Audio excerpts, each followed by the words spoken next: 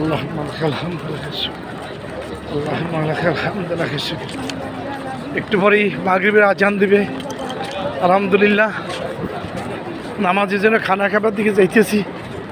পটুয়াখালীবাসী আমার কাছে অনেকেই দোয়া চেয়েছেন। আমার শিক্ষক মহোদয়, ব্যবসায়ী বৃন্দ, আমার নিকটতম পরিজন আপনজন, আল্লাহ সবার মনে আশা পূরণ করুক, হজ করার তৌফিক দান করুক। আল্লাহ পাক রব্বুল জানে বরকত দিক, আল্লাহ পাক রব্বুল মালে বরকত দিক, আল্লাহ পাক রব্বুল আওলাদে বরকত দিক, আল্লাহ পাক রব্বুল নেক হায়াত দান করুক, আমিন। সবার জন্য দোয়া করলাম। এই মুহূর্তে জুমার দিন, আজকে আসরের পরে মাগরিবের পূর্বক্ষণে দোয়া কবুল হয়। আল্লাহ আমাদের পটুয়াখালীবাসী, বৃহৎ আমাদের বাংলাদেশের সবার জন্যই দোয়া করলাম।